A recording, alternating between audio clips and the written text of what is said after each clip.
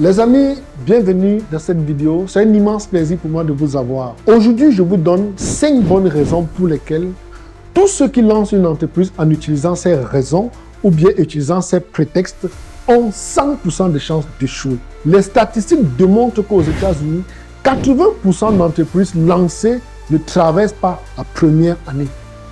Et les 20% d'entreprises qui restent ne traversent pas le cap de la 3e année. Et il est encore plus grave de savoir que le reste des entreprises qui ont traversé le cap de la 3e année, 80% ne traversent pas ce cap de la 5e fameuse année. Et ceci arrive aux États-Unis. Il faut se demander qu'en est-il de notre écosystème? Parce qu'on sait qu'aux États-Unis, on a ces entreprises qui ont, ou du moins, ces entreprises reçoivent des subventions, reçoivent des accompagnements sur le plan financier, logistique et parfois administratif. Mais chez nous, qu'en est-il donc? Où les gens sont carrément livrés à eux, où les entrepreneurs sont livrés à eux. C'est pourquoi dans cette vidéo, je vous donnerai ces secrets. Je fais cette vidéo avec beaucoup d'hésitation parce que je sais que ça va briser beaucoup de rêves. Certaines personnes se sentiront choquées, se sentiront carrément désemparées parce que on leur a toujours dit que l'entrepreneuriat est là pour résoudre des problèmes. Sachez une chose, les amis, si vous vous lancez dans l'entrepreneuriat en utilisant ces prétextes, vous êtes très mal barré. Primo, si vous pensez que vous vous lancez parce que vous avez un mauvais patron et que vous devez absolument fuir ce patron pour aller créer votre entreprise, c'est une grave erreur.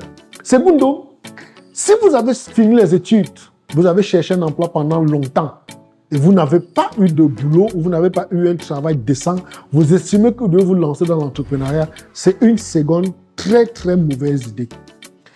Si par hasard, vous avez travaillé dans une entreprise et dans l'entreprise, vous avez été licencié parce que vous avez une pression financière, vous avez une pression familiale, vous estimez que vous devez vous lancer dans l'entrepreneuriat pour résoudre ce problème, les amis. Dites-vous une fois de plus que c'est une erreur grave parce que vous n'avez même pas réussi à détenir ou bien à avoir un emploi jusqu'au bout et vous voulez sortir pour vous lancer à votre compte. Et il faut savoir également que si vous avez travaillé dans une entreprise, vous estimez que c'est vous qui faites le gros boulot et c'est votre patron qui mange tout. Et en conséquence, vous devez démissionner pour partir lancer votre propre entreprise. Je vous dis, chers amis, ne faites pas cette erreur parce que vous ne serez jamais votre patron. Et en bonus, si vous avez travaillé dans une entreprise pendant longtemps, vous estimez que vous avez 10 ou 15, 20 ans d'expérience et que c'est vous qui travaillez, qui rapportez de l'argent et que l'entreprise, en un mot, sur le plan technique, repose sur vous. Vous estimez que vous avez assez d'expérience pour pouvoir créer votre entreprise. Je vous dis, stop, ne faites pas cette erreur parce que il est vrai que vous êtes tenté de créer votre entreprise, vous êtes tenté de vous lancer et c'est une très bonne chose. Mais je suis ici pour vous dire que créer une entreprise n'est pas aussi facile qu'on le pense. Être entrepreneur n'est pas quelque chose d'aussi aisé. Ce n'est pas un verre d'eau qu'on prend en bois et tout se passe. Il y a beaucoup de challenges. Entre autres, pour être un bon entrepreneur, vous devez d'abord être un entrepreneur. Ça, c'est une chose. Et qu'est-ce qu'on entend par un entrepreneur? L'entrepreneur, c'est quelqu'un qui vise très loin. L'entrepreneur, c'est quelqu'un qui vit dans le présent. Il est physiquement dans le présent, mais il vit en permanence dans le futur. Il vit dans le très long terme. C'est dire que vous êtes là avec des gens, mais vous voyez des choses qui doivent se réaliser sur 20, 30, 40, 100, 200, 300 ans, même après votre passage sur Terre. Il faut déjà développer cette capacité. Ensuite, vous devez être un excellent vendeur. Vous êtes un bon technicien. Est-ce que vous êtes un très bon vendeur? Vous savez matérialiser ce que vous pensez. On vous demande de faire quelque chose, vous le faites. Mais est-ce que vous savez vendre cette chose?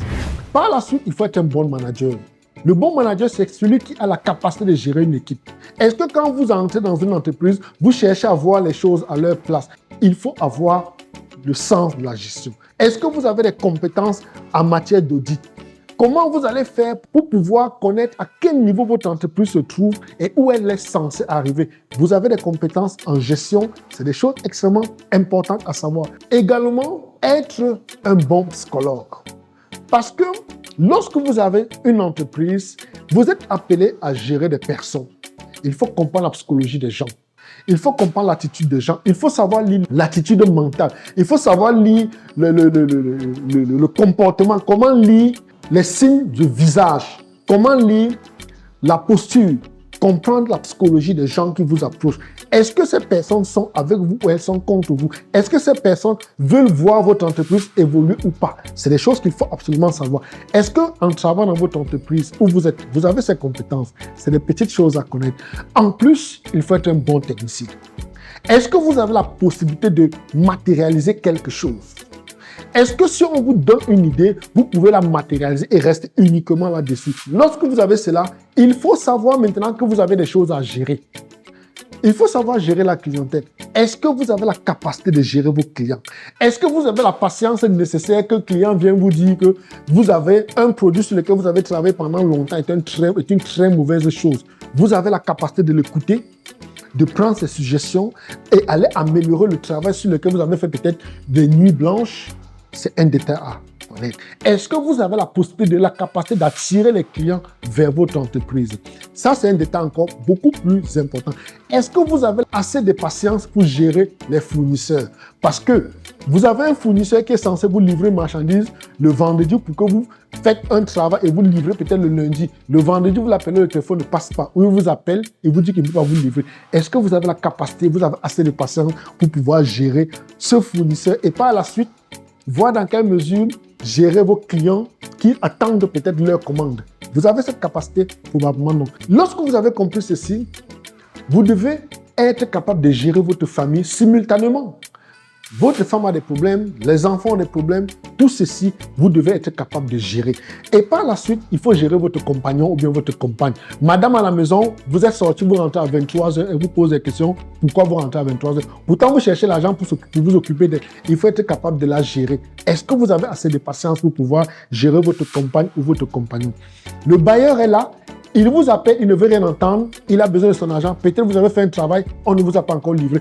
Est-ce que vous avez la patience, vous avez la capacité de parler à votre bailleur pour qu'il puisse vous comprendre et vous laisser encore un peu plus de temps?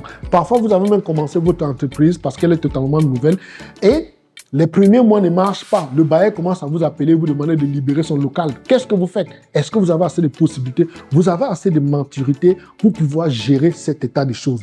Il y a le fisc. Il y a les impôts.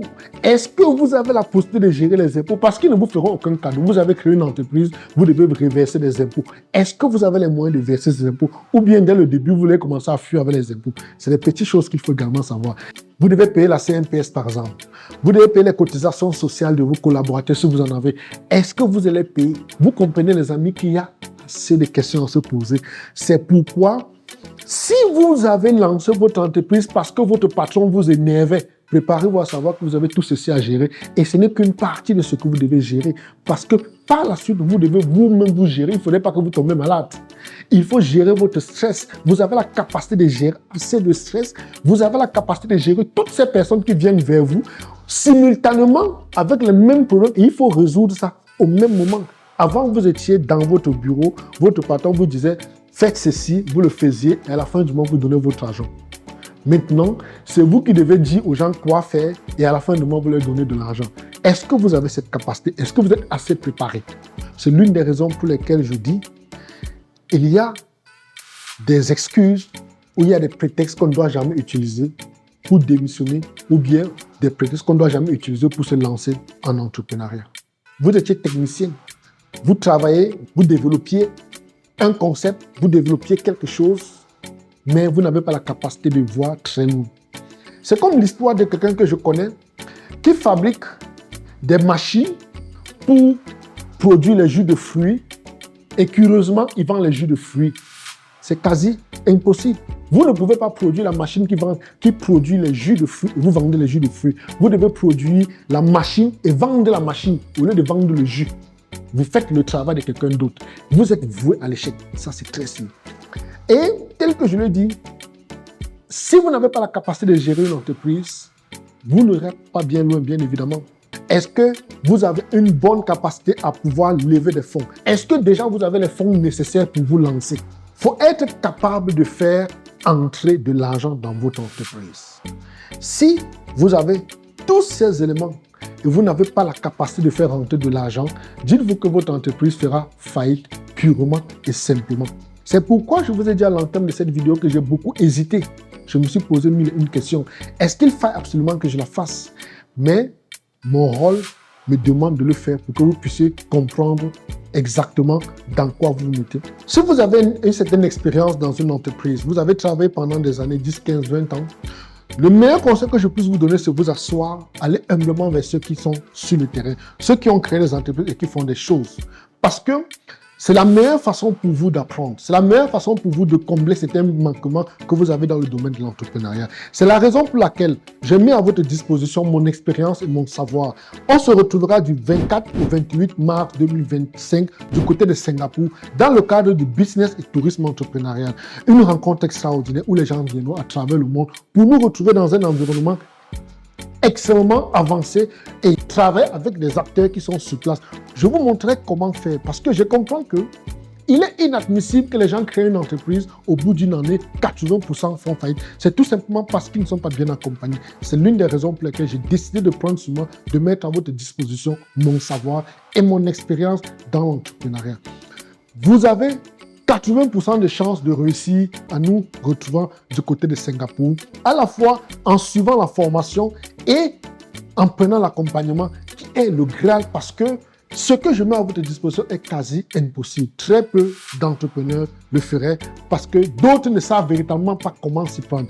C'est la raison pour laquelle je vous dirais une fois de plus, si vous avez compris et vous avez l'intention d'aller au sommet, d'atteindre les sommets en matière d'entrepreneuriat, cliquez rapidement sur le lien qui figure dans le descriptif de cette vidéo ou vous pouvez nous joindre sur mon numéro direct Telegram ou WeChat au plus 65 91 94 20 30.